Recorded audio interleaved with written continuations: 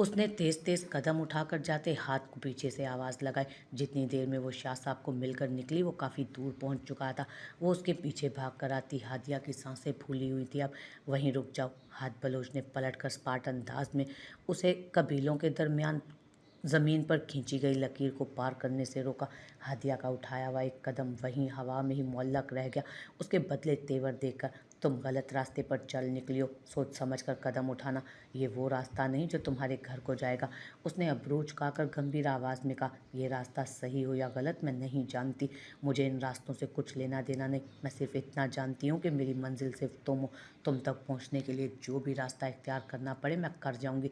वो बेखौफी से बोली, हादिया तुम वो चाँद हो जिसे छूने की ख्वाहिश में मुझे न जाने कितने सहराओं को पार करना पड़ेगा, न जाने कितनी लाशों पर कदम रख कर गुजरना पड़े।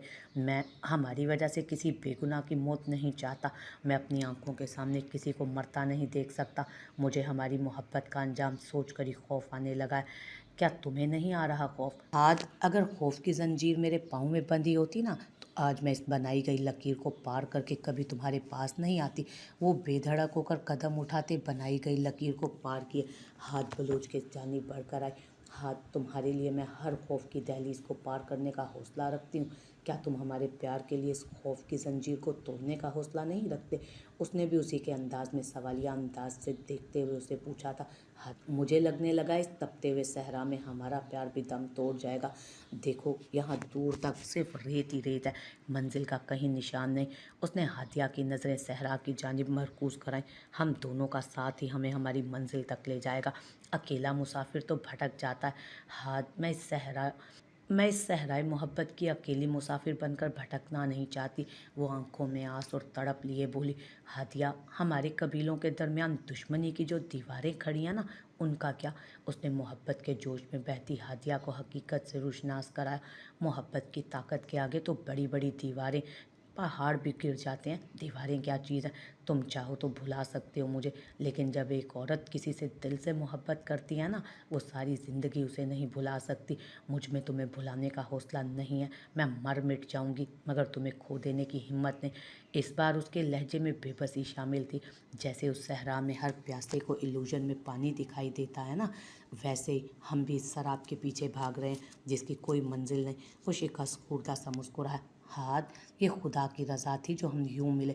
हमारे इस मिलन में उसकी कोई ना कोई तो कार फरमाई शामिल होगी ना। मुस्बत सोचो, अगर हम चाहें तो इस दुश्मनी को मोहब्बत में भी तो बदल सकते हैं। उसने अपने तय एक दलील पेश की थी। और अगर हमारे रिश्ते को किसी ने कबूल ना किया तो? वो अपने बालों को मुट्ठी में जकड़ कर वहशत ज़दा अंदाज में बोला, तो क्या तुम मेरे लिए अपने घर वालों को सबको छोड़ सकती हो? उसने मन में आया सवाल पूछ डाला। मेरी दुनिया बन गए हो तुम हाथ। तुम्हारे लिए वो घर तो क्या मैं ये दुनिया भी छोड़ सकती हूँ? वो मोहब्बत से चोर आवाज़ में बोली। उसका जवाब सुनकर वो सरशारी से मुस्कुराया। तुमसे मिलकर मैं अपनी ज़िंदगी से मिला हूँ। मुझे लगा मैं मुकम्मल हो गया हूँ बलोचन साईं। वो उसके दुपट्टे का पल्लू पकड़कर उसमें से फूटती महक को सांसों में उतारते दिलकश अंदाज में बोला। हादिया के चेहरे पर तमानियत बिखर गई थी उसे यूं मुस्कुराता देखकर। निकाह के बाद यारम और बाबर चाहत की भी अपने साथ पाकिस्तान रवानगी के लिए बंदोबस्त करने निकल गए। वो रात गए वापस चाहत के घर आया। जैसे उसने दरवाजे को खटखटाने के लिए हाथ बढ़ाया वो खुलता चला गया, क्योंकि अंदर से लॉक नहीं किया गया था उसे। कुछ देर पहले सूफी और उसके घर वाले उसे विदा करके अपने फ्लैट जा चुके थे। जैसे ही उसने फ्लैट में कदम रखा उसके कदम ठिठके, क्योंकि अंदर घुप अंधेरा था। उसने तेजी से स्विच बोर्ड पर हाथ मारकर लाइट्स रोशन की। पलक झपकते पूरा फ्लैट रोशनी में नहा गया। वो आगे बढ़ा। कुछ घंटों पहले बनी अपनी बीवी को दीवार के साथ लगे फर्श पर बैठे से सकता देखा तो उसे अचंभा हुआ। सूरत से वो चंद कदमों के फासला तय करके उसके करीब आया। क्या हुआ, ऐसे क्यों बैठी हैं आप? लेकिन जवाब निदान। वो उसको ऐसी कंडीशन में देख काफ़ी हैरान परेशान हुआ, लेकिन इसके वजूद में कोई जुम्बिश ना आई। फिक्रमंदी से वो उस पर झुका और उसके चेहरे को थपथपाकर पूछने लगा, तबीयत तो ठीक है आपकी? उसने अपनी नीली नमकीन पानियों से भरे नैन कटोरों से उसकी तरफ देखा। उस अजनबी को अपने लिए फिक्रमंद देख चाहत की आंखों में मजीद नमी घुलने लगी थी। लेकिन बोली फिर भी कुछ नहीं। शायद उसमें बोलने की सकत ही नहीं थी। क्या हुआ, रो क्यों रही हैं आप, कुछ बताएं तो सही प्लीज़, उसने मुलायमत से पूछा। मुझे भाई के पास जाना है, वो धीरे से बोली। लेकिन आप वहाँ नहीं जा सकती। वो ज़्यादा परेशान हुआ। ये देख कर के वो अनजाने में उसके लिए दुख का बाइस बन चुका है। क्यों नहीं जा सकती मैं वहाँ? वो उसकी बात से कुछ उलझ गई। मुझे ब्रो के बिना नींद नहीं आती जब तक मैं उनसे बात ना कर लूँ, वो खोए लहजे में बोली। आप प्लीज़ रोए नहीं, उठे यहाँ से, आपकी तबीयत ख़राब हो जाएगी। अंकल आप जाएं यहाँ से, जाकर ब्रो को बुला कर लाएं। मैं नहीं ला सकता अभी। और तैयार हो जाएं, हमारी टिकट्स कंफर्म हो चुकी हैं, आप मेरे साथ चलेंगी। आदम की इतनी देर की गैर मौजूदगी से वो अच्छी खासी डिस्टर्ब हो चुकी थी। लेकिन फिर वो नॉर्मल लहजे में बोला, मुझे आपकी कोई बात नहीं सुननी, आप जाएं यहाँ से, मुझे बस मेरे ब्रो चाहिए, ला कर दे उन्हें कहीं से भी। आप गंदे हो अंकल, जाओ यहाँ से। वो अपनी हथेली की पूंछ से अपने गालों को बेदर्दी से रगड़ते रोते हुए हलक के बल जोर से चिल्लाए। शिद्दत गम से चेहरा सुर्खी माइल होने लगा। उसकी बात पर पहले तो यारम बलोच की सभी पेशानी पर सिलवटें नमूदार हुई। उसने सख्ती से मुठ्ठियां भींच कर अपने आप को काबू किया और गहरा सांस लेते तासुरात में नरमी लाई। आप मुझे मेरे ब्रो के पास लेकर जाएंगे तो ही मैं यहाँ से जाऊँगी, वरना नहीं जाना मुझे कहीं। वो यहीं आएंगे मेरे पास। आप उन्हें पता नहीं कहाँ छोड़ा है, उन्हें बताएं कि मैं यहाँ अकेली हूँ। उसने हिचकियाँ भरकर रोते अपनी बात मुकम्मल की। यारम ने उसका मखमली हाथ अपने मजबूत हाथों में भरा। कुछ तो उसकी डॉक्टरी पेशे में भी ऐसा था और कुछ अपने किए का पछतावा। उसने उसके नाजुक लड़की की मसीहाई के लिए एक मुहिम सी कोशिश करना चाहिए। आप अकेली नहीं हैं, मैं हूं ना आपके साथ। जैसे आप अपने भाई से हर चीज़ की ख्वाहिश करती थी, मुझसे करना, मैं पूरी करूंगा सब। आपको जिस चीज़ की ज़रूरत हो बिला झिझक मुझे कह सकती हो। यारम बलोच ने पहली बार मीठे लहजे में बात की तो चाहत की आंखों की पुतलियां चंद लम्हों के लिए हैरत से साकित हुई। फिर वो नर्म सहारा पाते आगे उसके आगे बढ़ाते हुए हाथ पर सर रखकर फूट फूट कर रो दी।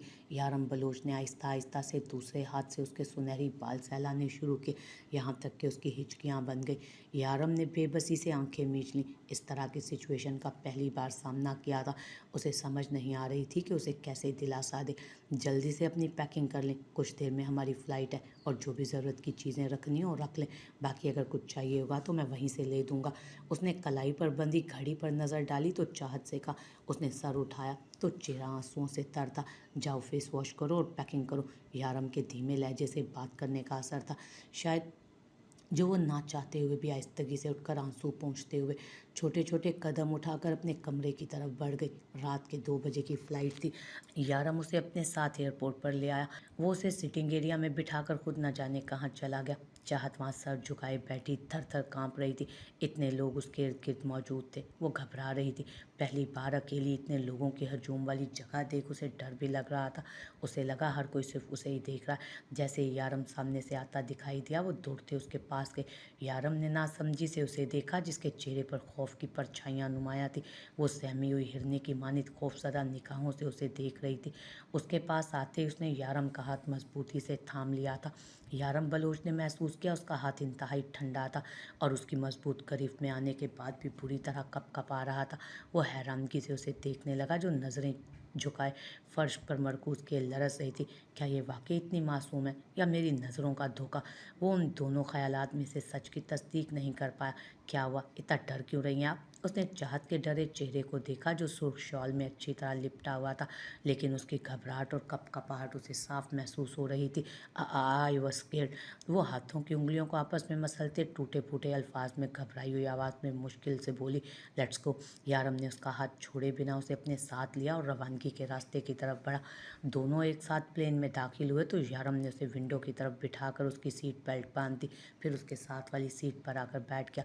कुछ देर बाद जैसे ही जहाज़ ने उड़ान भरी, उसने खौफ से अपने दोनों हाथों से में अपना चेहरा छुपा लिया और गले से निकलने वाली चीखों को गले में ही दम घूंटा, क्योंकि वो पहली बार प्लेन का सफ़र कर रही थी और ये सब उसके लिए बिल्कुल नया था। सुनो, यारम ने उसकी जानिब उसकी हालत के पेश नज़र देख उसे मुखातिब करते कहा। चाहत ने उसकी गंभीर आवाज़ सुनकर 2 उंगलियां आंखों से हटाकर उसके नीले नैन कटोरों को अपने नीले नैन झरोकों से देखा। यारम के भीजे लबों पर महज लहजा भर के लिए मुब्बम सी मुस्कुराहट उभर कर मासूम हुई। वो साथ ही संजीदा हुआ। Don't worry. चाहत ने दर्जीदा निगाहों से उसे देखते आहिस्तगी से सरस बात में हिलाया था। उसने एयरपोर्ट से निकलकर एक प्राइवेट कार हायर की थी और उसी पे वो चाहत को हवेली की तरफ ले जा रहा था। स्कूल, कॉलेज, यूनिवर्सिटी के लगने का वक्त था। रास्ते में जैसे गाड़ियों का सैलाब ही उमड़ आया था। उस वक्त सबको एक दूसरे से आगे बढ़ने की जल्दी मची हुई थी, लेकिन एक वही था जिसकी गाड़ी की स्पीड बिल्कुल कम थी। और गाड़ी की कम स्पीड से अंदाज़ा होता कि उसके ख्यालात की स्पीड कहाँ तक पहुँची हुई है। वो उसके बराबर वाली सीट पर मुजरिमों की तरह चुपचाप सर झुकाए बैठी थी। वो बेदिली से ड्राइव कर रहा था। ड्राइव करते अचानक ही उसकी नज़र अपने साथ वाली सीट पर बैठे वजूद पर पड़ी तो लब भींच गए। वो मज़लूम थी। उस एक रात ने यारम की ज़िंदगी बदल दी थी, वैसे ही उस लड़की की भी ज़िंदगी एक ही रात में बदल गई थी। दोनों की ज़िंदगियां नया मोड़ इख्तियार कर गई। चंद सेकंड उसको देखने के बाद उसने दोबारा विंडो स्क्रीन की तरफ नज़रें जमा कर गियर बदला और गाड़ी की स्पीड बढ़ाई। स्पीड इतनी तेज़ थी कि चंद मिनट में उसने बहुत सी गाड़ियों को पीछे छोड़ दिया। इतनी तेज़ गाड़ी चलती देख चाहत भी चौंकी और उसने उसकी तरफ देखा जो लब भींचे सख्ती से स्टीयरिंग पर हाथ जमाए ड्राइव कर रहा था। वो उसके चेहरे को देखकर कुछ भी अंदाज़ा नहीं लगा पाई कि वो क्या सोच रहा है और किस मूड में था। गाड़ी शहर की हदूद से निकलकर अब खाली सड़कों से होती अनजान रास्तों पर रवां दवां थी। पहले प्लेन का सफ़र, फिर गाड़ी में इतना लंबा सफ़र तय किए चाहत अब उकताने लगी थी। न जाने सफ़र कब ख़त्म होगा। वो पूछना चाहती थी मगर उससे पूछ ना सकी, खामोश रही। उसमें हिम्मत नहीं हुई कि उसका संजीदा चेहरा देखकर कुछ भी पूछे। ब्रो पता नहीं कब वापस आएंगे, यही सोचते वो चौंक गई, क्योंकि गाड़ी के टायर बुरी तरह चरचराए थे और गाड़ी बहुत ही आलीशान और खूबसूरत हवेली के कुशादा और वसी और रविश पर एक झटके से रुकी थी। सरदार यारम बलोच अपनी तरफ का दरवाज़ा खोलकर बाहर निकला और चाहत की तरफ आकर उसका भी दरवाज़ा खोल दिया। वो उतरने में देर करती, लेकिन उसके संजीदा मूड के पेश नज़र फ़ौरन उतर आए। उसके पीछे उसने धड़ाम से गाड़ी का दरवाज़ा बंद किया। आए मेरे साथ। वो उसको उसके साथ आने का इशारा करके खुद आगे बढ़ गया। उसके कदम मजबूत थे, लेकिन वो सुस्त रफ्तारी से चल रही थी। वो बैरूनी गेट को अबूर करके लॉन से होते लाउंज में दाखिल हुए थे। लाउंज में रोशनियों से जगमगाते फानूस लटक रहे थे, जिनकी चकाचौंध से आंखें चुंधिया रही थीं। वो संगे मरमर के फर्श पर चलने का आदी था, इसलिए उसको कोई डर ना था और ना ही उसके लिए ये रोशनियाँ और ये संगे मरमर का जाल नया था। जबकि चाहत के लिए ये सब नया था, इसलिए वो डर डर कर आहिस्ता आहिस्ता कदम उठा रही थी। उसे लग रहा था कि जैसे रोशनियां फर्श के अंदर से निकल रही हैं, जिन पर पाँव रखते हुए वो डर रही थी। उसको डर था कि अगर वो तेज़ चली तो उस चिकने फर्श पर फिसल कर गिर जाएगी। उसकी सुस्त रफ्तार देख वो रुक गया और पीछे मुड़कर उसके हाथ को मजबूती से अपनी गिरफ्त में लिया और दोबारा कदम अंदर की तरफ बढ़ाए। उसके साथ घिसटती चली गई। वो अब तो आहिस्ता आहिस्ता कदम उठाना दुश्वार था। अगर वो ऐसे करती तो यकीनन गिर जाती। आतिश, हाद, कोई फ़ोन लगाओ, मारे लाड सा को पूछो उसने कब आना है। जरिश बलोच की झुंझलाई हुई आवाज़ आई। उस लाउंज में उसे सुनाई दे रही थी और वो समझ गया कि वो उसी की बात कर रही थी, लेकिन उसको हैरत नहीं हुई। ये तो होना ही था। इतने दिन जो हो गए थे उसे अपनी वापसी का बताते हुए, मगर वो आकर ही नहीं दे रहा था। और उधर उसकी माँ कितने दिनों से उसकी वापसी की राह तक रही थी। अस्सलामुअलैकुम मासा, उसने लाउंज में दाखिल होते उन्हें मुखातिब किया। वालेकुम अस्सलाम। जरिश बलोच उसकी तरफ जानी पहचानी आवाज़ सुनकर तकरीबन दौड़ते हुए आई। यारम बलोच थोड़ा झुका तो जरिश बलोच ने उसके जवाब देकर सलाम का उसकी पेशानी पर प्यार भरा बोसा दिया। वो हमेशा यूं ही मिलता था उनसे। अस्सलामुअलैकुम मासा, उसने लाउंज में दाखिल होते उन्हें मुखातिब किया था। वालेकुम अस्सलाम। जरिश बलोच उसकी जानी पहचानी आवाज़ सुन तकरीबन दौड़ते हुए उस तक आई। यारम बलोच थोड़ा झुका तो जरिश बलोच ने उसे आवाज़ देकर उसकी पेशानी पर प्यार भरा बोसा दिया। वो हमेशा यूं ही मिलता था उनसे। ये लड़की कौन है?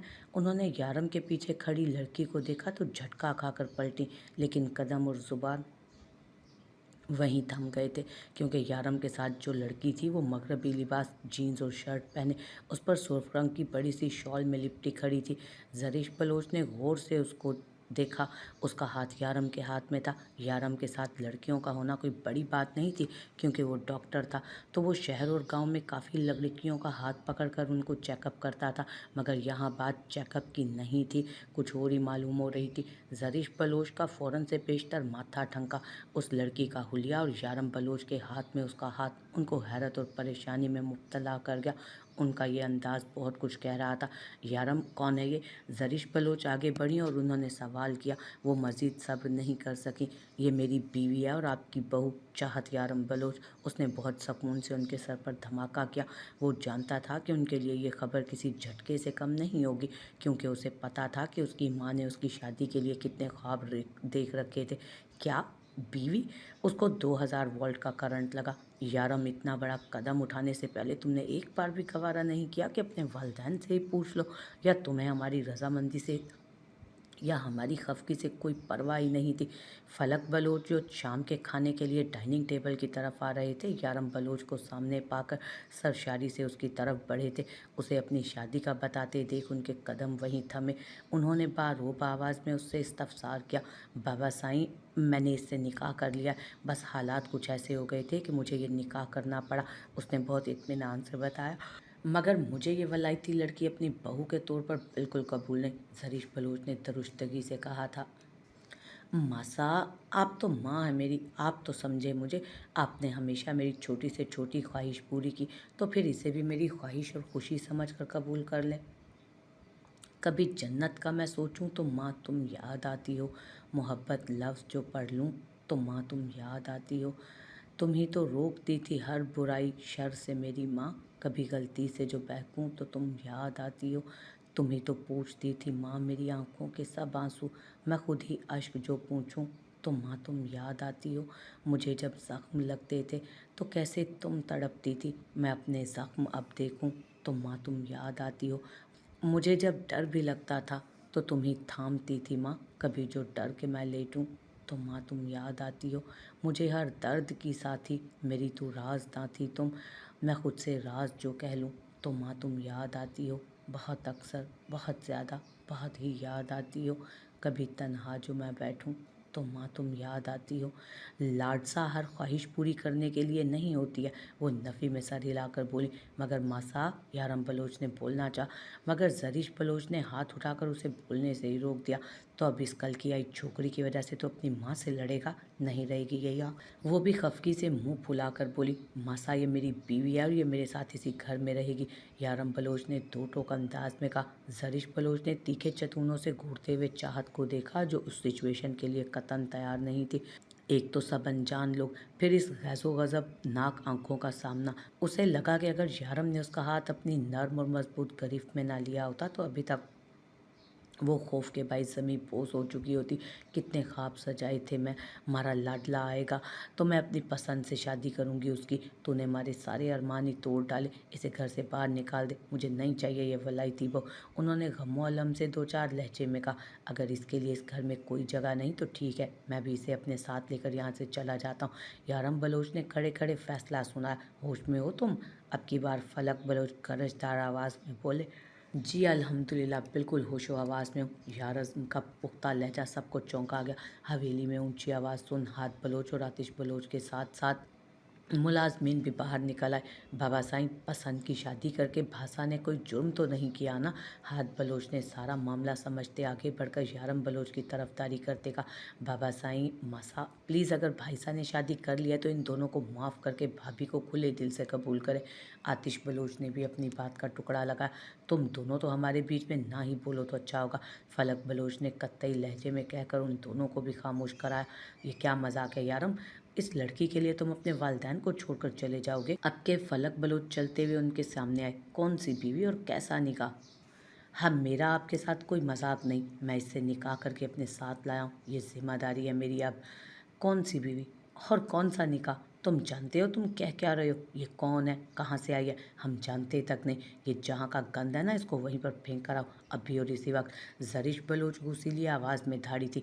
बस बहुत हो गया मासा, उसने एकदम गुस्से से ऊंची आवाज़ में कहा। शाजिया, शाजमा, उसने मुलाजमा को आवाज़ दी। जी साहब। वो दौड़ी चली आई एक ही आवाज़ पर, इन्हें मेरे कमरे में छोड़ कर आओ। जी साहब, वो मुअद्दब अंदाज में बोली। ये लड़की मेरे घर में नहीं रहेगी। जरीश बलोच चिंगारती आवाज़ में बोलते गुस्से से पुकारी। फलक बलोच ने जरीश को फिलफोर चुप हो जाने का इशारा किया। यारम बलोच ढाल बनकर उसके सामने खड़ा हुआ और कपकपाती हुई चाहत को उस मुलाजमा के साथ अपने कमरे में भिजवाया। ठीक है, हम तुम्हारी बीवी को इस हवेली में बीवी का रुतबा देंगे, फलक बलोच ने स्पाट अंदाज में कहा। जरीश बलोच अपने सर के साईं की बात सुनकर बल खाकर रह गए, तो यारम के चेहरे पर छाई सख्ती पर थोड़ी कमी हुई, मगर वो करख्त आवाज़ में बोले। यारम ने चौंक कर यकलख्त उनकी आंखों में हैरत भरी निगाहों से देखा। अब तुम यहाँ से कहीं नहीं जाओगे, यहीं रहकर हमारी ख़ानदानी रिवायात को बरकरार रखोगे। कल सुबह सारे गांव के सामने तुम्हारी दस्तारबंदी की जाएगी। मेरे सारे फ़राइज़ तुम संभालोगे कल से। अगर मेरी शर्त मंजूर है तो यहीं रहो, वरना। वो चंद लम्हों के लिए खामोश हुए। यारम का हर उज़्व आलय समात बना उनकी बात सुन रहा था। वरना मुँह अंधेरे अपनी बीवी को लेकर यहाँ से कहीं दूर चले जाओ और तमाम ज़िंदगी वापस लौट कर ना आना। मैं वसीयत कर दूंगा कि तुम्हें मरने के बाद माँ बाप का मुंह भी ना देखने दिया जाए। वो अटल अंदाज में बोले।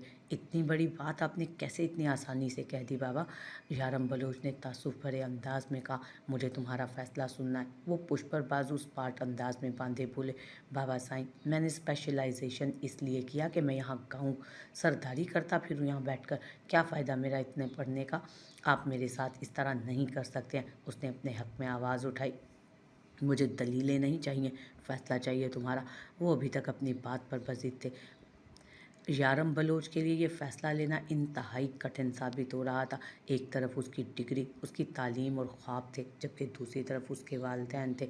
ठीक है, जैसा आप चाहते हैं वैसा ही होगा। उसने दिल पर पत्थर रखकर फैसला लिया। ये लड़की है कौन, किस खानदान की है? अब के ज़रीफ बलोच ने तीखे लहजे में पूछा। वो लड़की पहले कौन थी, कहाँ थी, इस बात से आपको कोई फ़र्क नहीं पड़ना चाहिए और ना सरोकार होना चाहिए, ना ही मुझे कोई इशू है। अब मेरी बीवी है वो, मैं इसको पसंद करता हूँ और मैंने अपनी पसंद से इससे शादी की है। ये घर जितना मेरा है उतना इसका भी है। अब ये लड़की इस घर से कहीं नहीं जाएगी, इधर ही रहेगी मेरे साथ, मेरे कमरे में। वो बड़ी मजबूती और साबित कदमी से उसके सामने डट गया था और ज़रीफ बलोच अपने सामने ढाल बनकर खड़े अपने बेटे को देखती रह गई। वो रुखाई से कहते लंबे लंबे डग भरता अपने कमरे की तरफ बढ़ गया। घर में अजीब तनाव भरा माहौल पैदा हो गया। सब यासियत से अपने अपने कमरों की तरफ मुड़ गए। अम्मा भी, वो मुझे मिल गया। हादिया फरते मुसर्रत से लबरेज अंदाज में भागते हुए अंदर आई और अम्मा भी को सामने आते देख उनके गले से लिपट गई। अरे अरे, कौन मिल गया ऐसा? उन्होंने हैरानगी से इस्तफसार किया। जिसकी वजह से आज मेरी बेटी यूँ मुस्कुरा रही है? उन्होंने मोहब्बत भरे अंदाज में उसकी ठोड़ी को छूकर पूछा। अम्मा भी, आज मैं बहुत खुश हूँ। उसकी मुस्कुराहट थमने में ना आ रही थी। अम्मा भी, मेरी गज़ल के साथ साथ मैं खुद भी मुकम्मल महसूस कर रही हूँ। मुझे मेरा हाथ मिल गया है अम्मा भी, लेकिन ये हाथ है कौन, ये तो तूने बताया नहीं। अम्मा भी, हाथ सरदार फलक बलोच का बेटा है। क्या? सरदार फलक बलोच का बेटा? उनके सर पर तो हैरतों के पहाड़ टूट पड़े। अम्मा भी, मेरा सफ़ेद सूट। सरदार दिलावर बलोच जो अपने कमरे से बाहर निकले थे अम्मा भी से अपने कपड़ों के बारे में जानने के लिए, उनके चेहरे की हवाइयाँ उड़ी देखकर ठिठक कर कमरे में आए। क्या हुआ अम्मा भी, कोई परेशानी है क्या? उन्होंने पहले अम्मा भी की तरफ देखा और फिर हादिया की तरफ। हादिया ने होले से नफ़ी में सर हिलाया था। कुछ नहीं सरदार। अम्मा भी ने फ़ौरन अपने जज्बात पर काबू पाया। हमारे घर में एक जवान बेटी हो तो परेशानी तो होती ही है ना। वो बात बनाकर बोली। मैंने हादिया को अपनी बेटी की तरह पाला है और इसकी शादी के लिए फ़िक्रमंद हूँ। वो हाथों की उंगलियों को मरोड़ते हवास बाख्तगी से बोली। बेशक आपने इसे पाल पोस कर मुझ पर बहुत बड़ा एहसान किया, लेकिन हादिया की ज़िंदगी के बारे में सोचने का हक़ तो मैं हादिया को भी नहीं दूंगा। इसके प्यार में मुझसे कोई कमी ना रह जाए, इसलिए मैंने दूसरी शादी नहीं की, अपनी सारी ज़िंदगी इसके लिए वक्फ़ कर दी। अब इतना तो मेरा भी हक़ बनता है ना इस पर कि इसकी ज़िंदगी का फ़ैसला मैं खुद ले सकूँ। हादिया की शादी किससे होगी, इस बात का फैसला सिर्फ़ और सिर्फ मैं करूँगा। वो अटल अंदाज में बोले। जी सरदार। वो सर झुकाए मुअद्दब अंदाज में बोली। हादिया आहिस्तगी से चलते अपने कमरे की तरफ बढ़ी। वो ऐसे ही सोचों में गर्क थी। एक लम्हा लगा था जिसमें उसकी पूरी ज़िंदगी बदल गई। जो कुछ उसने अपने ख्वाब में भी नहीं सोचा था वो हो गया था। सारी पुरानी यादें और पुरानी बातें उसके जहन में गूंज रही थी, जिनको वो चाहकर भी अपने जहन से नहीं झटक पा रही थी। वो शिकस्ता सी बिस्तर पर लेट गई। यारम बलोच सच पर खड़ा काफ़ी देर से सिगरेट फूंक रहा था और अपने जहन को आने वाले वक्त के लिए तैयार कर रहा था। यकदम उसे चाहत का ख्याल आया कि उससे निकाह के बाद से कुछ नहीं खाया, यहाँ तक कि प्लेन और बाकी सफ़र के दौरान भी वो भूखी ही रही थी। यारम खुद अपनी सोचों में इस कदर गुम था कि उसे चाहत का भूखा रहने का एहसास ही नहीं हुआ। अब उसे याद आया तो वो जी भर के शर्मिंदा हुआ। अभी तक भूखी होगी वो खुद कलामी करते तेज़ी से सीढ़ियाँ फलांगते नीचे आया और जैसे ही कमरे का दरवाज़ा खोला तो उसके बिस्तर पर कंफर्टर ओढ़े वो सो चुकी थी। यारम धीरे से कदम उठाते उसके पास आया। उसकी आंखों के पपोटे मुसलसल रोने की वजह से सूजे हुए थे और चेहरे पर आंसुओं के और चेहरे पर आंसुओं के मिटे मिटे निशान मौजूद। वो उसकी हालत देखकर आसूरता हुआ था। फिर गहरी सांस ली और उसके साथ खाली जगह पर बिना कंफर्टर के लेट गया। एसी की कूलिंग की वजह से कमरे में खुनकी बढ़ चुकी थी। सुबह दस्तार बंदी के बारे में सोचते हुए न जाने कब उसकी आंख लग गई और वो दुनिया और माफिया के झंझटों से आज़ाद होकर नींद की आगोश में चला गया। चाहत ने करवट बदली तो उसकी आंख खुल गई। थकावट के बाद वो सो तो गई थी, मगर नई जगह होने के बाद जल्दी उसकी आंख वो बिस्तर से निकलकर वॉशरूम की तरफ बढ़ गई और मुंह हाथ धोकर बाहर निकली तो उसकी नज़र अचानक बिस्तर पर लेटे यारम की तरफ उठी। वो रात को न जाने कब कमरे में आया और उससे कोई बात किए बगैर ही सो गया। अब वो भी बेड पर ऊंधे मुंह लेटा बेखबर सो रहा था। चाहत आहिस्ता आहिस्ता चलती बेड के पास आ गई और हाथ बढ़ाकर बिस्तर पर पड़ा कंफर्टर उसके ऊपर उड़ाना चाहा। तभी यारम हल्का सा कसमसाया और दूसरी तरफ करवट बदल कर सो गया। कंफर्टर उसके नीचे दब गया। चाहत ने थोड़ा आगे झुककर उसके नीचे दबे कंफर्टर को निकालकर उसके ऊपर करने की कोशिश की। तभी उसका तवाज़ुन बिगड़ा और वो लहराते वजूद से यारम के ऊपर गिरी। यारम बलोच, जो कि गहरी नींद में था, अचानक उफ्ताद पर हड़बड़ा कर उठ बैठा। क्योंकि क्या हुआ, आपको कुछ चाहिए? वो उसको उठते देख जल्दी से खड़ी हुई। नहीं, वो मैं आपका कंफर्टर। आप तो सोई हुई थी ना?" वो जो गहरी नींद से उठा था, उसे अपनी सुरमई आंखों को मसल कर उसको पूरी तरह खोला। अभी उठी थी, अभी नींद नहीं आ रही।" वो कहकर वहाँ से पीछे हट गई, लेकिन उसकी बात पर वो चौंका। "लेकिन क्यों? क्या हुआ? वो अजीब सा लग रहा है यहाँ पर।" यारम जानता था उसको नींद नहीं आ रही थी और क्यों नहीं आ रही थी, और वो क्या सोच रही थी। यही कि उसके घर वालों का बर्ताव मुनासिब नहीं था। दूसरा, नई जगह, नया माहौल। सही। वो भी लब भींच गया और दोबारा सोने के बजाय बेड से उठ गया।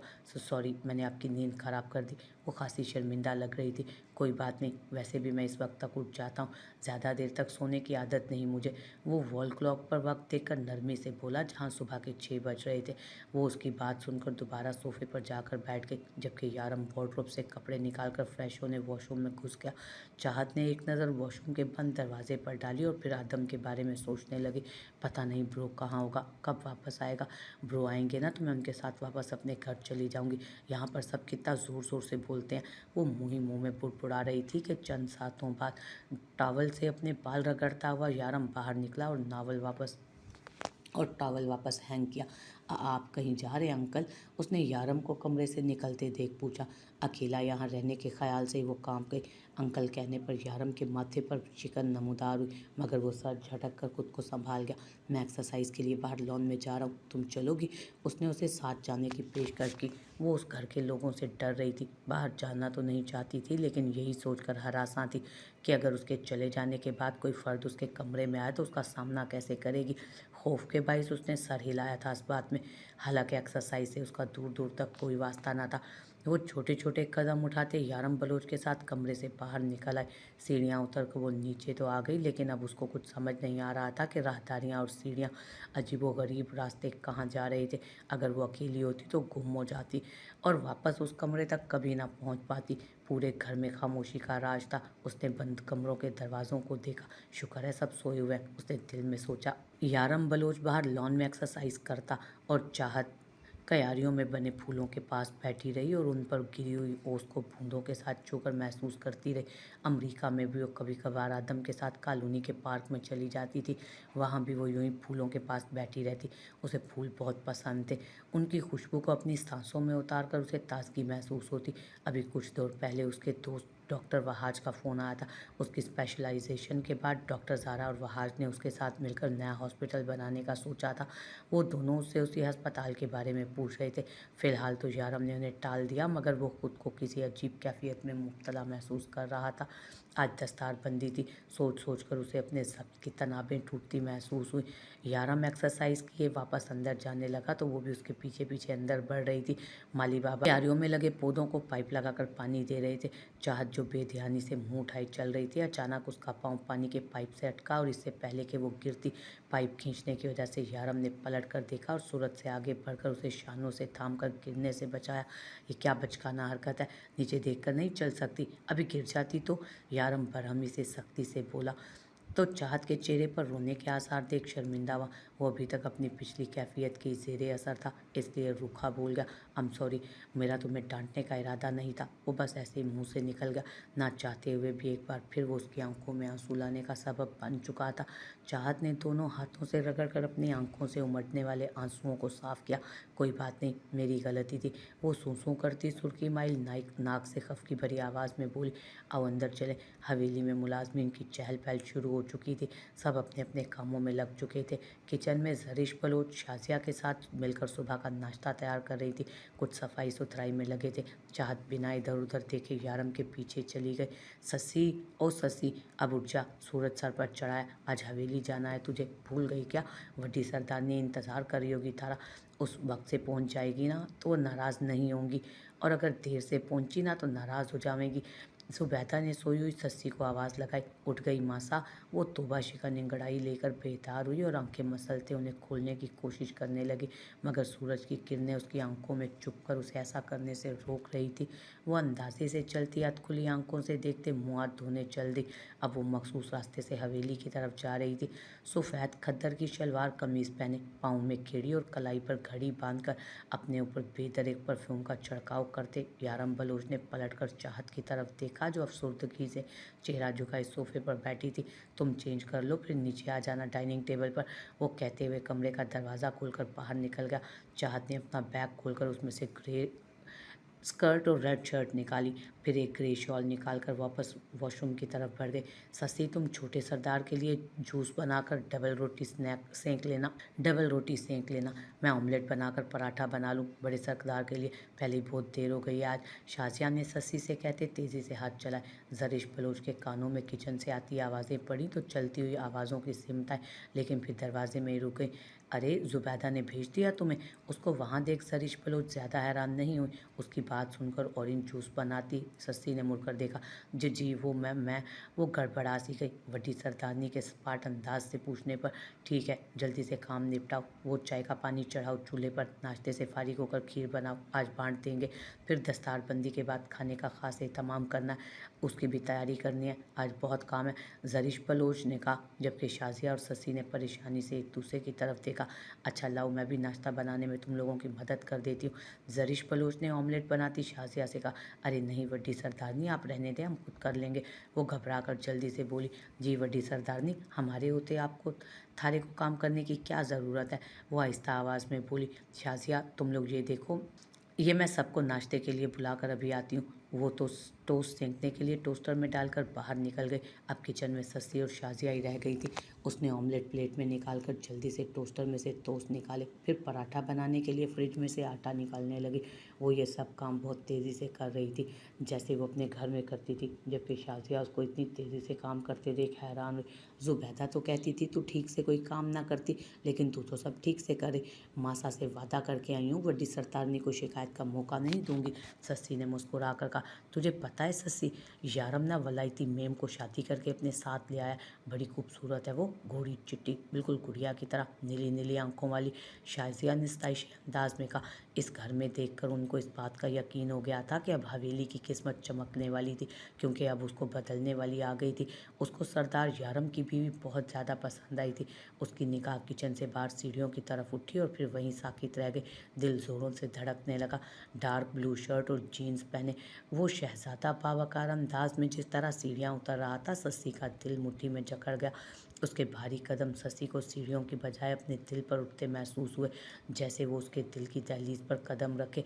उसके दिल की सल्तनत में पूरे तुम तराक से वारिद हुआ था। खूब रूप, काबिले दीद, जाहो जलाल, काबिले रश्क, दराज कद का मालिक, मगर ससी के जज्बात से लापरवाह और उसके दिल में अपने मकाम से बेनियाज शहजादा। वो जैसे जैसे सीढ़ियाँ उतरकर उसकी तरफ आ रहा था, ससी के दिल की धड़कनें थमने लगी। मसा कहाँ है? उसने किचन के दरवाजे से अंदर झांक कर इधर उधर देखते हुए सवालिया अंदाज से पूछा। उसके आने से उसके मखसूस कैलोन की महक सस्सी को अपनी सांसों में उतरती महसूस हुई। सारा माहौल जैसे महक कर तरोताज़ा हुआ था। सस्सी तो जैसे पत्थर की हो गई थी उसकी बात करने पर ही। मारे से उन्होंने बात की, वो तो इतने में ही मरने वाली हो गई। छोटे सरदार, वड्डी सरदारनी हाथ सरदार के पास गई हैं। सस्सी को बुत बना खड़ा देख शाजिया ने जवाब दिया। वो जो मोबाइल पर नोटिफिकेशन चेक कर रहा था, कहते पलट गया और सस्सी पर एक निगाह गलत भी नहीं डाली। वो ऐसे ही टिकटिकी बांधे उसी को देखे जा रही थी। जाने वाला तो कब का चला जा चुका था, मगर वो वहीं की वहीं रह गई थी। तभी सलीब से कफगीर उठाती शाजिया की नज़रें उस पर पड़ी तो वो चौंकी। क्या हुआ, तुम ऐसे क्यों देख रही हो? ककू को कुछ नहीं, वो चौंक कर अपने ध्यान में वापस आई। फिर भी कुछ तो हुआ है, बता ना मुझे। नहीं, कुछ नहीं हुआ, वो हल्का सा मुस्कुरा कर धीमे लहजे में बोली। मासी आप क्या देख रही हैं? वो तो मैं बस वो यारम की पसंद देख रही हूँ। उसने हीरा चुना है, हीरा। बस अब अल्लाह ताला नज़रें बद से बचाए इनकी जोड़ी को। शाजिया ने उसकी तारीफ़ की, लेकिन वो तो उनके मुंह से निकलने वाले लफ्ज़ पसंद पर ही अटक गए। आमीन, उसने दिल ही दिल में कहा। काश मैं भी छोटे सरकार को पसंद आ जाऊं। उसके दिल में ख्वाहिश जागी। आपस में बातें करते साथ साथ पराठे बनाकर तवे पर वो डाल कर चुकी थी। मासी आप कब से आई यहाँ? उसने सवाल किया और पराठे की साइड बदल कर उस पर देसी घी लगाया। जब से बड़े सरदार की शादी हुई तब से मैं इसी घर में ही हूँ, उन्होंने मुस्कुराते हुए बताया। अच्छा, फिर तो सबको अच्छे से जानती होंगी। उसने अगला सवाल किया और पराठे को उठाकर हॉटपॉट में रखने लगे। हाँ बेटा, जानती हूँ। और अब ये भी नज़र आ रहा है कि ये महल अब बहुत जल्द बदलने वाला है, घर बनने वाला है। उनकी बात पर सस्सी ने नासमझी से उनकी तरफ देखा। क्या मतलब थारा? कुछ समझी नहीं मैं। छोड़ो ना, अभी अभी कुछ नहीं समझेंगी, लेकिन आहिस्ता आहिस्ता जब सब कुछ देखेगी तो तुझको भी समझ आ जाएगा। बस अब तू देखती जाना सब। वो कहकर सस्सी के साथ मिलकर नाश्ता बार डाइनिंग टेबल पर लगाने लगी। आओ चाहत। यारम बलोच ने चाहत को सीढ़ियों से उतरते देखा, लेकिन वो सबको डाइनिंग टेबल पर इकट्ठे बैठा देख घबराई थी। तभी सर झुकाकर दूर खड़ी कश्मकश में मुब्तला उंगलियां चटका रही थी। यारम की आवाज़ सुनकर उसे कुछ हौसला मिला तो वो आहिस्ता आहिस्ता छोटे छोटे कदम उठाते उसके पास आई और उसकी थाई पर बैठ गई। फलक बलोच ने सूरज से नज़रों का जाविया बदला। हाथ बलोच जो पानी पी रहा था उसके मुंह से पानी का फव्वारा छूटा। आतिश बलोच नज़रें खाने पर मरकूज किए मध्यम सा मुस्कुराया। जरिश बलोच की तो सर पर लगी और तलवों पर बुझी। यारम बलोच को तो खुद झटका लगा था सबके सामने उसकी हरकत पर, जबकि चाहत के लिए ये सब नया नहीं था, वो नॉर्मल थी।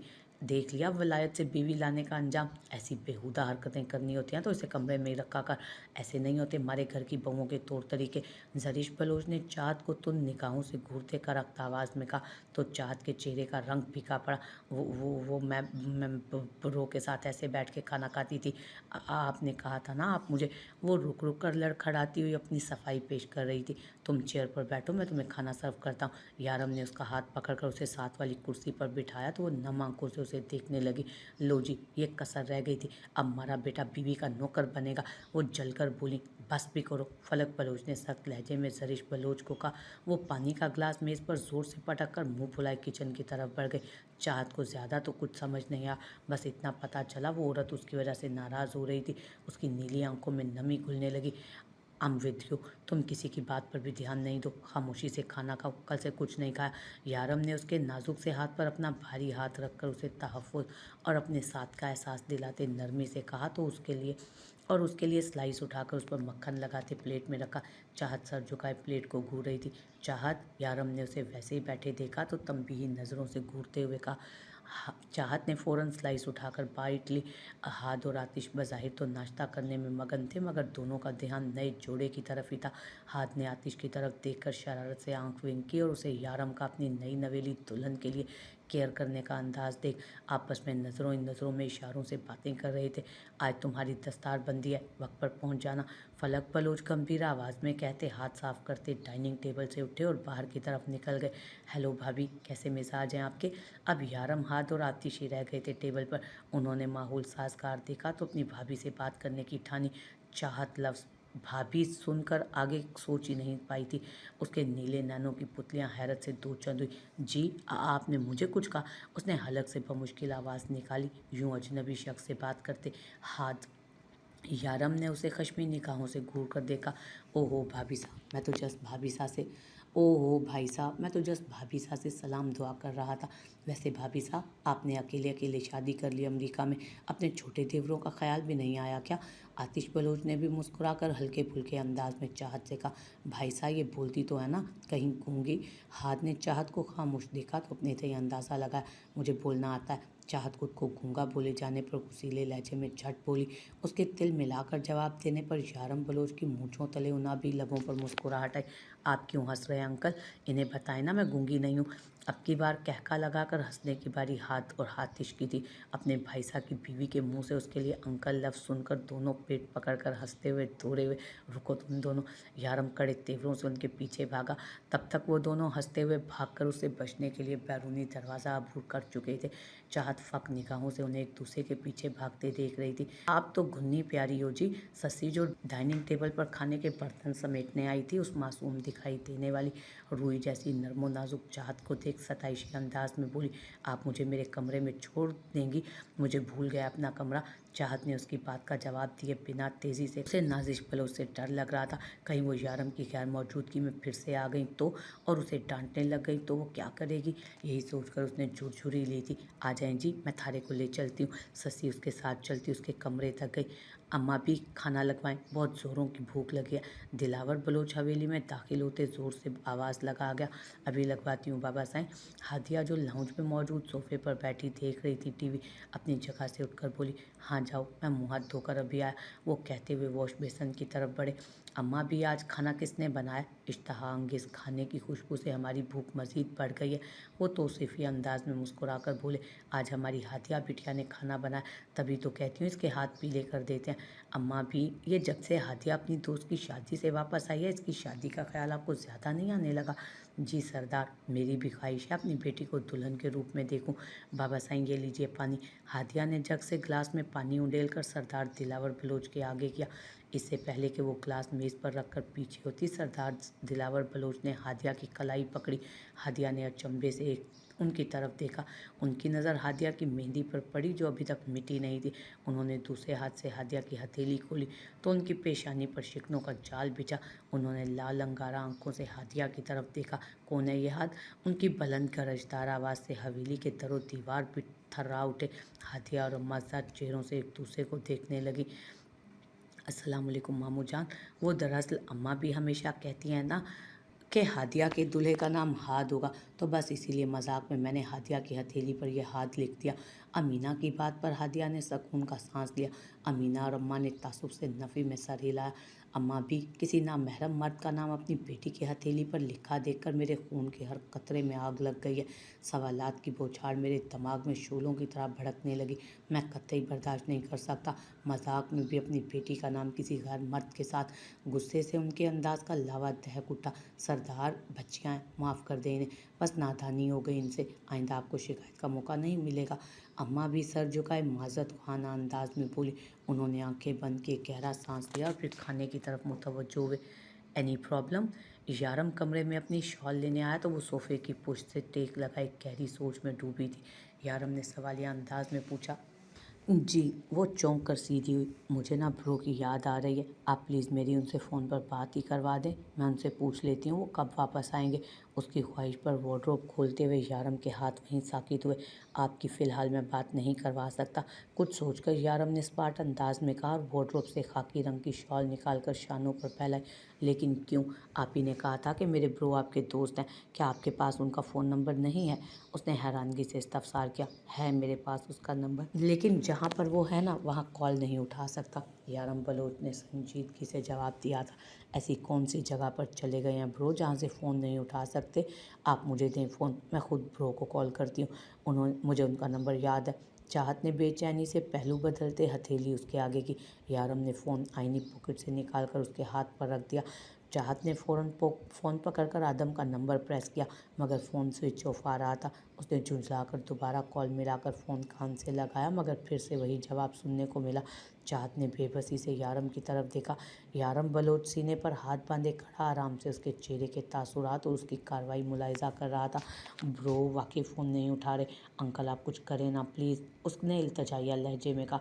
पहली बात तो ये, मैं आपका अंकल नहीं हूँ, वो अब्रू झुकाकर सर्द अंदाज में बोला तो चाहत की आंखें बड़ी हुई। उसका बदला सर्द रवैया देखा और अंकल कहने पर हमारा निकाह हुआ था ना अमेरिका में? वो सवालिया नज़रों से उसे देखते पूछ रहा था। जी जी हुआ था।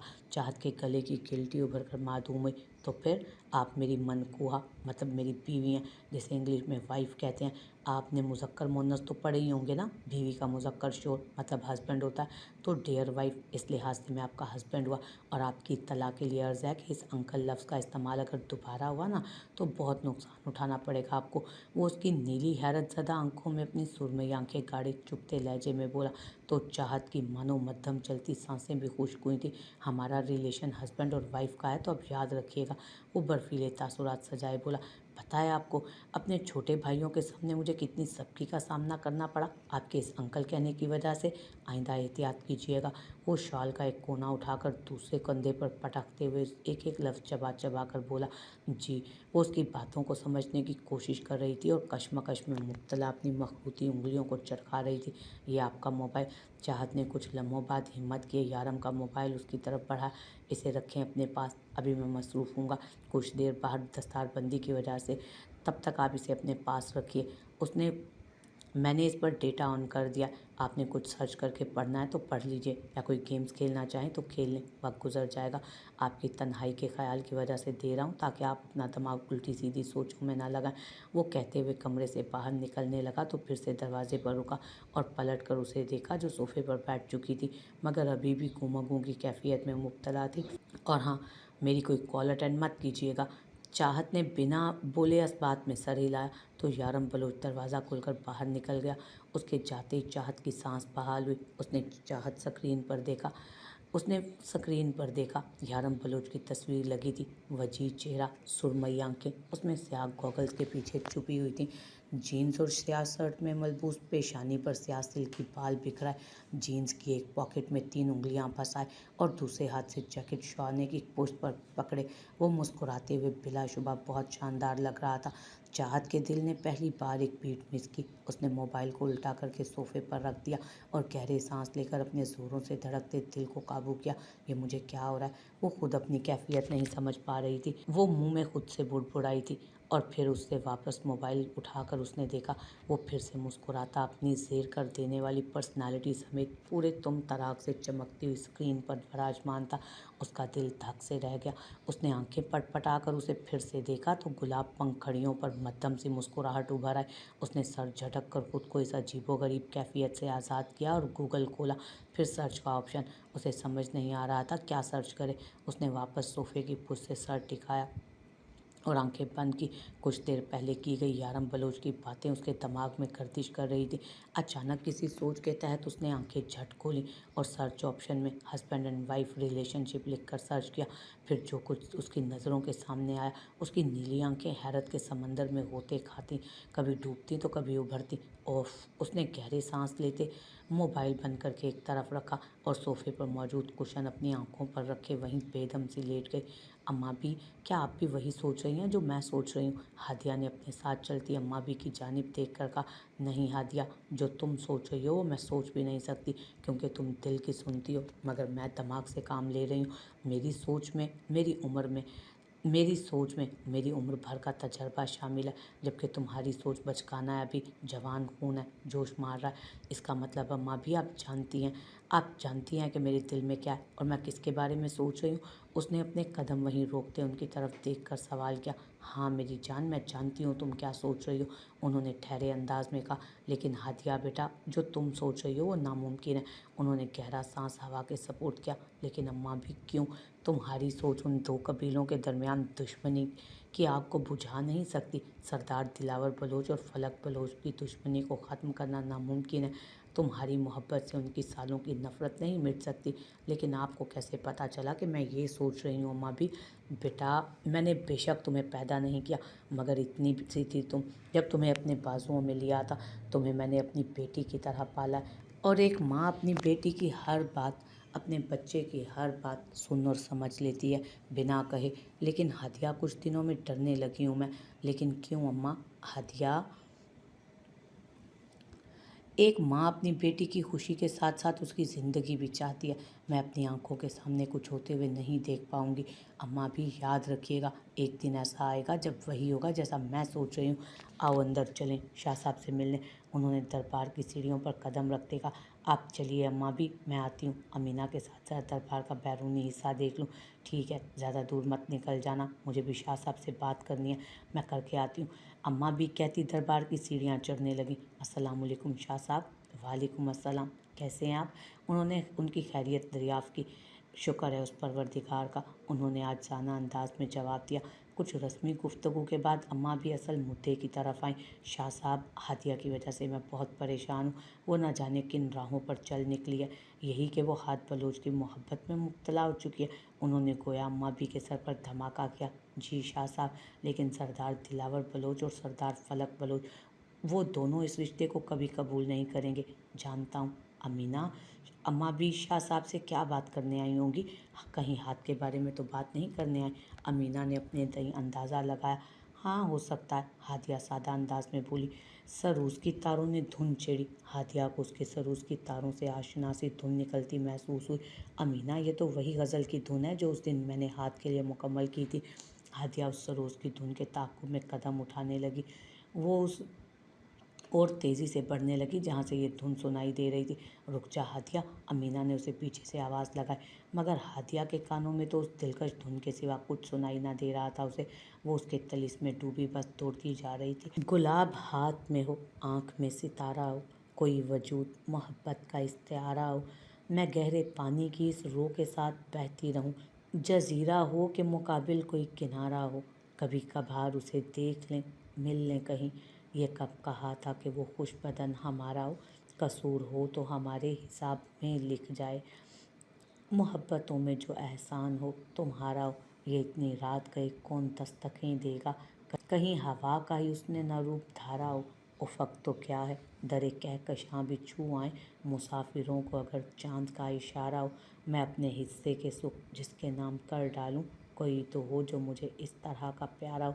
अगर वजूद में आहंग है तो वस्ल भी है, वो चाहे नज़्म का टुकड़ा हो कि नस्ल पारा हो। हाँ, वो वही था। हादिया उसे जी भर कर देखते अपनी आंखों को सैराब करने लगी। वो तपते सहरा में एक टीले पर बैठा सर झुकाए सरोज बजा रहा था। हादिया, किसी की करख्त आवाज़ पर हादिया, जो हाथ को सामने देख अपने होशो आवाज़ भुला बैठी थी, उसने पलट कर देखा। वहाँ शमशीर बलोच अपने जलाल समेत खड़ा था। बेटा शमशीर, कौन है ये जो इतना मीठा सरोज बजा रहा है? अम्मा भी, अमीना और शाह साहब तीनों वहाँ पहुँच चुके थे। दूर बैठे हाथ को देख अम्मा भी ने शमशीर बलोच से इस्तफसार किया। हाथ अभी भी किसी सोच में गुम अपने सरोज की धुन बजा रहा था। मुझे क्या पता अम्मा भी, हमसे पूछें कि बंदूक से निकलने वाली गोलियों की थरथराहट कैसे होती है। इस मौसीकी की आवाज़ से मेरा कोई लेना देना नहीं। चले आए, घर चलते हैं। वो उन सबको अपनी गाड़ी में बिठाते वापसी के सफ़र पर गामजन हुआ। हादिया उसे गाड़ी की साइड मिरर से पीछे छूटता हुआ। गाँव के लोगों की कसीर तादाद उस वक्त वहाँ मौजूद थी। अपने नए सरदार की दस्तारबंदी की रस्म के लिए उनमें ज़्यादातर बलूच लोग शामिल थे। उस वक्त गर्मी अपने जोबन पर थी, मगर वहाँ आए लोगों का शौक काबिल दीद था। अपने सरदार से उनकी मोहब्बत का सबूत था। जिस तरह सरदार फलक बलूच ने उस इलाके की जिम्मेदारी बखूबी निभाई थी, इसी तरह की उम्मीद वो अपने नए सरदार यारम बलोच से भी रखते थे। तभी जोक दर जोक शामिल हुए थे। आज सरदार फलक बलोच की बरसों पुरानी दिली मुराद पूरी होने वाली थी। वो उनके बराबर में उनका बेटा आज उनकी जगह पर अपनी शान शौकत समेत बराजमान जो बैठा था, जिसके लिए आज ये महफिल सजाई गई थी। सरदार फलक बलोच के चेहरे की खुशी दीदनी थी, जबकि सरदार यारम बलोच सपाट चेहरा लिए संजीदा सा शलवार कमीज़ में मलबूस, शानों पर शॉल ओढ़े, सर पर दस्तार पहने, सुरमई आंखों में सुर्खी माइल डोरे लिए, जैसे जब के कड़े मराहिल से गुजर रहा था। घनी मूँछों तले उनाबी लब बाहम पैवस्ते, चेहरे पर हल्की सी बेयर्ड उसकी वजाहत में मज़ीद इजाफा कर रही थी। वो 6 फुट से निकलते हुए कद का शानदार इंसान आज खुद को बेबस महसूस कर रहा था। वो अपनी जगह से खड़ा हुआ, फिर अपने वालिद फलक बलोच के सामने थोड़ा नीचे झुका तो उन्होंने उसके सर पर ख़ानदानी जद्दी पुश्ती दस्तार सजाए मोहब्बत भरे अंदाज में उसके चौड़े शाने पर थपकी दी। वो उनका गरूर था। दस्तार सर पर सजते ही लोगों की मुबारकबाद की आवाज़ें उसके कानों में सुनाई देने लगी। बेटा, सबको हाथ हिलाकर मुतमईन करो, सरदार फलक बलोच ने उसके कान के करीब चेहरा की सरगोशी नुमा आवाज़ में कहा, तो उसने ज़बरदस्ती की मुस्कुराहट लबों पर सजाते सामने मौजूद लोगों को उनकी मोहब्बत और अकीदत का जवाब अपना हाथ हिला कर दिया। यारम बलोच का सदका दिया जा रहा था, जबकि वो सर झुकाए बेजारी से बैठा था। लोग उससे मिल रहे थे, अपने नए सरदार को मुबारकबाद दे रहे थे, लेकिन वो खामोश था। अब वहाँ सिर्फ सरदार फलक बलोच और सरदार यारम बलोच ही रह गए। अपने बाबा साईं के फैसले की वजह से नाराज़ हो, उन्होंने यारम के शाने पर हाथ रखकर पूछा, पूछा। यारम खामोश रहा। यारम, मैं नहीं जानता मेरी कितनी ज़िंदगी रह गई है। मैं तो क्या, ये कोई भी नहीं जानता कि वो अगला सांस भी ले पाएगा या नहीं। मैं चाहता हूँ हमारे इस इलाके को तुम जैसा पढ़ा लिखा बावकार सरदार मिले जो उनके लिए अच्छे फैसले कर सके। मेरा गरूर हो तुम। यारम, मैंने सोचा कि इस गांव के हज़ारों लोगों की ख्वाहिशात पूरी हो सकती हैं, लेकिन उसके लिए तुम्हें अपनी ख्वाहिशात की कुर्बानी देना पड़ेगी बेटा। मैंने सोचा ये सौदा घाटे का नहीं होगा। क्या हुआ जो मेरे एक बेटे की ख्वाहिशात दांव पर लग जाएं, लेकिन उसके बदले देखो कितने लोगों की ख्वाहिशात पूरी हो जाएंगी जिन्हें तुम जैसा सरदार मिलेगा। वो फ़ख्र से सीना चौड़ा किए हुए बोले, तुम करोगे ना हमारे गाँव वालों के लिए काम?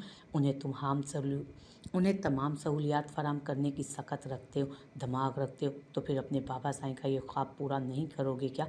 इस इलाके को तरक्की याफ्ता बनाने के लिए? उन्होंने मान भरे अंदाज में पूछा। आप ठीक कह रहे हैं। उनकी बातें सुनकर यारम बलोच के लबों का कुफल टूटा, तो उसने उनकी हाँ में हाँ मिलाई। फलक बलोच के बुझे हुए चेहरे पर खुशी की लहर दौड़ गई। मैं बहुत खुश हूँ आज यारम। अब मैं मर भी जाऊँ तो कोई गम नहीं। बस इतना बता दो कि अपने बाबा साईं से नाराज़ तो नहीं होना, वरना मरना भी मुश्किल हो जाएगा। वो उसके शाने पर हाथ रख कर बोले, बाबा साईं ऐसी फजूल बातें तो ना कीजिए, वरना मैं सचमुच नाराज़ हो जाऊँगा। यारम बलोच ने चेहरे पर खफगी लाते हुए पूछा। सरदार फलक बलोच मुस्कुराकर उसे गले लगा गए तो यारम भी उनके गिर्द बाजू बांध गया। आई लव यू बाबा साईं, उसने प्यार भरे अंदाज में कहा। शाह साहब आप? हाथ बलोच जो सर झुकाए सरोस बचा रहा था, उसकी नज़र शाह साहब के नंगे पाँव पर पड़ी तो सर उठाकर उन्हें देखा और सवालिया अंदाज में पूछा। हाँ मैं। सहरा में तेज़ गर्म लू चलने लगी और रेत पर मट्टी उड़ने लगी। शाह साहब ऐसा क्यों लगता है कि जैसे बहुत बड़ा तूफान आने वाला है? हाथ ने नज़रें दूर दूर तक नज़र आते सहरा की जानिब दौड़ाते हुए कहा। एक छोटा सा तूफान आया मगर तुम उससे बेखबर रहे। अभी एक और बहुत बड़ा तूफान आने वाला है, न जाने कैसे सामना करोगे तुम उस तूफान का। उन्होंने ठहरे हुए अंदाज में कहा तो हाथ बलोच ने नासमझी से उनकी तरफ देखा। हाथ आज तुम्हारे सरोज की धुन में हाथिया की गज़ल सुनी, इसका क्या मतलब समझूं मैं? मतलब तो आप जान ही चुके होंगे शायद, मगर मैं तुम्हारे मुंह से सुनना चाहता हूँ उसकी सच्चाई। मेरा सच हाथिया के सिवा कुछ नहीं। उसने साफ गोई से काम लिया। और हाथिया क्या कहती है? उन्होंने तस्बीह के दाने को उंगली में रोक कर सवाल किया। उसका सच भी सिर्फ हाथ बलोच है। अटल अंदाज था उसका। तुम दोनों ने जो फैसला किया यह आसान नहीं है। इस रास्ते में बहुत सी दुश्वारियाँ, बहुत कठिनाइयों का सामना करना पड़ेगा तुम दोनों को। मुझे यकीन है हमारी चाहत इन नफ़रत की दीवारों का सीना चीर देगी। मैं आज ही बाबा साईं से सरदार बलोच के घर जाकर हादिया का रिश्ता मांगने के लिए बात करता हूँ। हाथ ने अपना फैसला शाह साहब को बताया और फिर वापसी के रास्ते की तरफ चल दिया। अम्मा साईं, मुझे आपसे ज़रूरी बात करनी है। सरदार शमशीर बलोच ने कुर्सी पर बैठते संजीदगी से कहा। कहो बेटे, क्या बात है? उन्होंने मोहब्बत से चूर लहजे में कहा। अम्मा साईं, हर जवान बेटे की माँ को अपने घर के लिए अपनी बहू लाने की बहुत जल्दी होती है ना, ताकि वो अपनी जिम्मेदारियाँ अपनी बहू को सौंप कर खुद आराम करे। क्या आपको ऐसी कोई फ़िक्र लाहक नहीं? उसने हल्का सा मुस्कुरा कर पूछा। क्यों, मेरे शेर बेटे ने मेरे लिए कोई बहू तो नहीं तलाश कर ली जो आज अपनी शादी की ख्वाहिश का इजहार कर रहा है? बस कुछ ऐसा ही समझिए, कर लिया तलाश। बस कुछ ऐसा ही समझे, कर ली है तलाश। वो बंदूक शोल्डर से उतार कर सामने मेज़ पर रखते बोला। कौन है वो, ज़रा मुझे भी तो पता चले। उन्होंने इश्तियाक से पूछा। आप जानती हैं उसे? लो भला, मैं कैसे जानूंगी उसको? आप मामू जान के घर जाए ना मेरा रिश्ता लेकर। सच? वो हैरानी और खुशी की मिली जुली कैफियत में बोली। उसने इस बात में सर हिला। तुमने तो मेरे दिल की ख्वाहिश पूरी कर दी। मैं आज ही भाई साहब के पास हवेली जाती हूँ उनसे हादिया का हाथ मांगने। मुझे पूरी उम्मीद है कि भाई साहब मुझे कभी भी इनकार नहीं करेंगे। वो मुस्कुराते अपनी जगह से उठी और अपने कपड़े तैयार करने के लिए निकल गई। एक गिलास पानी ला दें। आतिश बलूच सारा दिन गांव में घूमता रहा अपने बिजनेस शुरू करने के लिए, किसी मौजूद जगह का इंतखाब करने। अभी गर्मी से निढाल हवेली वापस आया तो सामने गुजरती शाजिया से पानी लाने को कहा। जी छोटे सरदार, वो कहते किचन की तरफ बढ़ी। ससी, ओ ससी, वड्डी सरदारनी ने मुझे चाय बनाकर लाने को कहा। मैं उनके लिए चाय बनाने लगी हूँ, तो ऐसा कर बाहर छोटे सरकार को पानी पिला दे।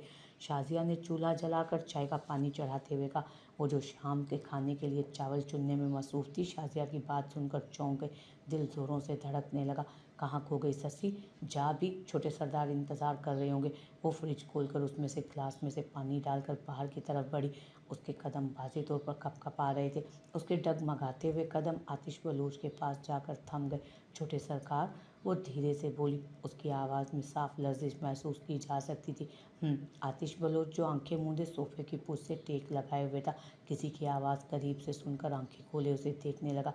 क्या मसला है? वो संजीदगी से खोया हुआ, उसके चेहरे पर थकन नुमाई थी। वो छोटे सरकार पानी।